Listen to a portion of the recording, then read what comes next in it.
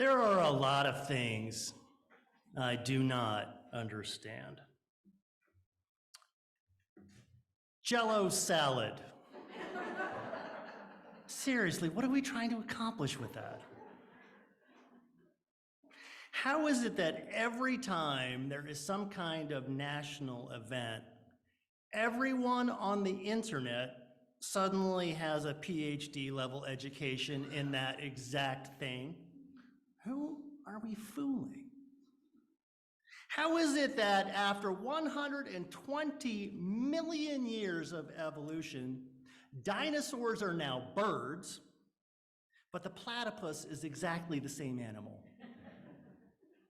These are things I don't understand. Other things I don't understand. It's been half a century since we sent people to the moon. Why do we still have traffic? Seriously, where's my flying car? Just for the record, these are only a few of the things I think about when I'm not here or when I'm supposed to be thinking about the week. I do. I wonder about things, though. I'm sure you do too. SpaceX is on my mind a lot lately. My son thinks space as a category is something our family ought to invest in. He's taking this class in high school, business class. And I appreciate the tip. And for the record, SpaceX is probably the most highly valued company in the world right now, and it's not even publicly traded. We can all laugh about Elon Musk and how much money he has lost this year. By the way, he set a new Guinness World Record. But he can make all that back if he just took SpaceX public. The truth is out there. Mark my words and tell your broker and make sure you remember us here when you finally make it rich. 50 years ago, we went to space. In those 5 decades, you'd expect that innovation and exploration would have produced quite a bit more, maybe, than they have. But no flying cars for you. Something happened on the way to the future. We were stalled, sidetracked, distracted, bamboozled, befuddled. It's not to say that we can't get our act together, that maybe we could innovate our way back to the future, that we couldn't someday revolutionize technology and reset expectations, that we cannot once again fill our collective vision with wonder, awe, and maybe the glory of alien stars. But right now, that vision, that Carl Sagan kind of innocence and delight, seems a bit far away. A memento of a kinder, sweeter, more naive past. This weekend, I'm also wondering about the Reverend Dr. Martin Luther King Jr. It's fitting, it's the time. In his letter from a Birmingham jail, you hear dismay. It's as if he realized something has gotten in the way. Something he didn't expect. He seems disgusted, a bit sad, a bit frustrated, maybe more than a bit. And for us, it's uncomfortable to hear it. It's supposed to be, because you know he's talking to you, about me, about all of us here. King, in that letter, lays at our feet, at my feet, at your feet, a critique not about how we are, but about who we are. You can hear him wondering aloud. Is this a fundamental truth? Some puzzling thing, some inertia, something platypus-like that's wired directly into our nature? Are we incapable of real, sustained change? Are we stalled? Did we hit some imaginary or evolutionary plateau? Are we seriously saying that those facing lingering and lasting inequality, oppression, and harm are just out of luck? That's what I hear him wondering in the letter from Birmingham jail. It's meant to be hard to hear. A few years later, King delivered another speech. It wasn't as famous as his "I Have a Dream" speech, but I think it may well have been more important, at least for Unitarian Universalists. This speech, where he laid out the three evils of society, also laid the foundation for the Poor People's Campaign, the project that King was trying to launch before his assassination. This is how he laid out the challenges. Quote, "We are now experiencing the coming to the surface of a triple-pronged sickness that has been lurking within our body politic from its very beginning. These are the sicknesses of racism, excessive materialism, and militarism." This was 1967, Vietnam War. I think for the most part, most of you would agree that all three of these things are, in fact, still here, still present, still draining life and potential from modern society, right? Most of you? Yeah, it's okay feedback's okay. Right on. And maybe some of you might want to edit or amend King's list, wouldn't you? It's who we are, we like to argue. Maybe that's you. Racism is clearly still an issue for us. Black Lives Matter made that perfectly clear. And one of the things we can thank critical race theory for is the idea that sad little men playing dress up in bed sheets are actually a small part of the larger problem. Today, we have mountains of data showing that the systems and institutions that our country continues to rely on, institutions like banking, housing, criminal justice, these systems have racism, bigotry, and inequality built into them. This gets argued for fun and profit, but today no serious person disputes this conclusion. Turning to militarism, you might look at our national budget and say, yeah, King has a point. What on earth do we need all of these bullets and bombs for? Vietnam may be ancient history, but what about the wars in Iraq, Afghanistan, and the wars in Syria and Ukraine? Perhaps you'd be more inclined to swap militarism than maybe for fascism or nationalism, or the belief that citizens should be armed. Hell, the citizens should be armed. The argument that we must be armed because the criminals, the immigrants, the terrorists, the Democrats, well, they're coming for us. So we need to be prepared. Our fearless leader, some internet rando and some talking head has told us all to be prepared. The end is nigh, blah, blah, blah. Anyway, maybe all of that is a bit more on point than just militarism. And while we're at it, materialism we might challenge too. Some might want to pull out their iPhones and look this up. But you would be exactly what King is talking about. Materialism, lost in our toys, lost to our true nature. We are all of us, we are still all about loving our things and using our people instead of loving our people and using our things. But perhaps maybe you point to cloud computing and AI and crypto and the enormous computing power and energy needed to make those fantasies work. Point to your iPhone or your electric car and the global scramble to find the rare earth materials needed to make those functional.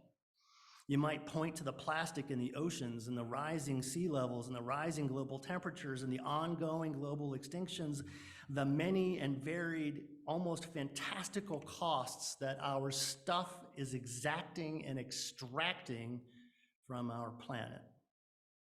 So maybe, yeah, climate change might hit our list today. I wonder what King would have to say about the world some 50 years later. Honestly, I have no idea, and that's the tragedy, one of the many tragedies coming forward.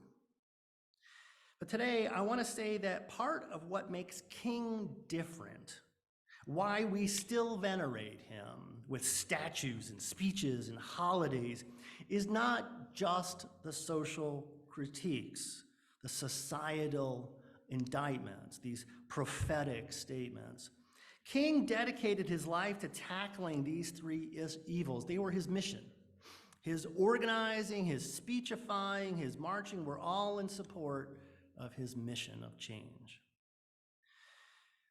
Instead, what I'd like to lift up today on this Martin Luther King Jr. Day is something about his vision. I have a dream. People buy into mission, especially missions that are for positive social change. They buy in for a variety of reasons. They're directly impacted. They know someone who is directly impacted. Maybe they read a book or a movie. They're guilted into it by an annoying pastor. Something. But the challenge of mission is the what for, not the why. Why am I donating money to an African child's education? Why are we changing gun laws here in Illinois? Why are we taking the plastic out of the ocean? Mission points beyond activity. They point beyond the action. They point to something larger. That's vision. King called his vision the beloved community. You may have heard this phrase. Anybody heard this phrase? Say yes. Please, God, say yes. Okay, thank you.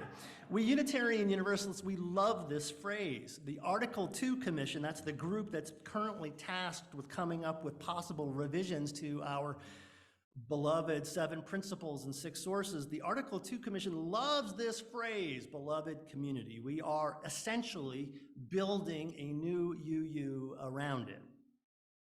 Now, King did not invent this phrase. He borrowed it. He borrowed it from a group of people, primarily from a Baptist preacher named Walter Rauschenbusch, who died in 1918. Rauschenbusch is known for the social gospel. Anybody heard that one? Yeah, it's a good one. Now, the way I understand it goes like this. Christianity spends a lot of time worrying about the life hereafter. Heaven is a reward, a place that good, upstanding folks get to retire to live out eternity in comfort and joy. This is in contrast, of course, to what they may have suffered in this world. Suffer now, reward later. It's a beautiful system. It's terrible theology, and one that's been used to justify centuries of abuse and oppression. For the record, this is one of the things we Unitarian Universalists have been ranting about ever since there have been Unitarians and Universalists.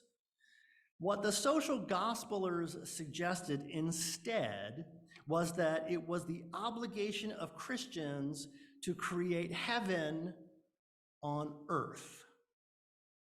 That the goal of Christianity was not salvation someday, but today. That was our job. As human beings, that was our job. As children of God, we were supposed to bring the kingdom come into the kingdom right now. Personally, I think this is great stuff. I love it. But to say that the church loved it, traditionalists, Christian fundamentalists, Bible truthers, pretty much anyone making money on the way church was done at that time, every one of them got rather hot under their clerical collar for being called out as failing to understand the gospel, much less for spending all their time talking about God's glory and not talking about God's work. That was dirty socialism. Cue the gasp of horror. Run away, run away. But despite being the target of what became a truly withering conservative critique, the social gospel didn't vanish. Our civil rights movement came directly from it. The Catholic tradition of liberation theology came directly from it. Black Lives Matter quotes from it. It's good stuff. It's not our stuff, but it's good stuff. Beloved community is the why that sits behind King's mission. If we succeed in the mission, we get to live in a changed world, in that world, in God's kingdom, a world that's filled with light and love and Christ. And I wonder today what we believe, what our vision is. Why do we do what we do? Why do we struggle for change and progress? What is our why? We might argue that these things are good things, that their goodness is self-evident, self-rewarding, that we do justice for the sake of justice, and maybe that should be enough. To be blunt, this may be why we have such a hard time sustaining positive change, why social progress only seems to go just so far, why we don't have flying cars. Because we have no story for what comes after justice. In this post-Christian nation, in this post-modern, individualistic, racist, materialist, and militaristic culture, burdened by inequality, nationalism, and the threat of global climate change, we have no vision. We lost it. We let ourselves be stalled, sidetracked, distracted, bamboozled, and befuddled. I'm not a scientist, and I don't play one on TV. There are a lot of things that I do not understand. But if I had to indict modern society, I'm not sure I'd stop at our behavior, not stop at how we treat each other. The three evils I might choose would ask why we are the way we are, why we let ourselves fall short again and again and again. My three evils might simply be our tendency, our reflex, our habit to remain small, complacent, and afraid. Why we shy away from hard things if given the choice. We settle for what we can grab and hold, not what we can imagine. We are a short evolutionary step from up-jumped squirrels, hardwired with the certainty that the dinosaurs are gonna eat us, that the wild things are gonna eat us, that our neighbors are gonna eat us. And when everyone is out to get you, paranoia is just safe thinking. Small, complacent, afraid. It would be great if we could stop that. But that's not easy. It requires courage. Courage to be, courage to imagine, courage to reach beyond the ordinary, beyond the expected, beyond what is, into what might yet be. And to do that, we need each other. We need the courage and the support and the strength that comes when we come together, when we work together, when we dream together. We need vision. Vision is how JFK and the moonshot changed us. Vision is how the Reverend Dr. Martin Luther King Jr. changed us. We are better when we dream together. The question is, what will we dream next? And from whence will our vision come? It's a good question this morning, I think. Not saying it has to be the church, but it was good enough for King. So why not? Not long ago, someone asked me, why do we go to church? Why 21st century Unitarian Universalists specifically? If we do not worship God, if we do not worship Christ, if we do not fear hell or sin or punishment, then what are we here for? What are we worshiping? On days like today, I would say that it is this. We do not come here out of fear. We come because we know we can be more than our fear. We come because we know that we do not have to settle for what was as the boundary and the limit for what will be. We come because we do not have to be small. Mystery, wonder, and awe tell us that our lives, our aspirations, our vision must never be small. We come here on this 1 hour, 1 day a week to remember what it means to dream in a world designed and constrained by our nature and our society, a world hoping to keep us small, complacent, and afraid. We come here to remember and to celebrate that to be human is to live our lives on the long arc of agency and adventure, to seek truth and goodness, to seize this day and every day, to remember to live, to love, to strive, to seek, to find, and not to yield. Happy MLK Day. May his memory remain a blessing to us all. Amen. Visit us at uusg.org.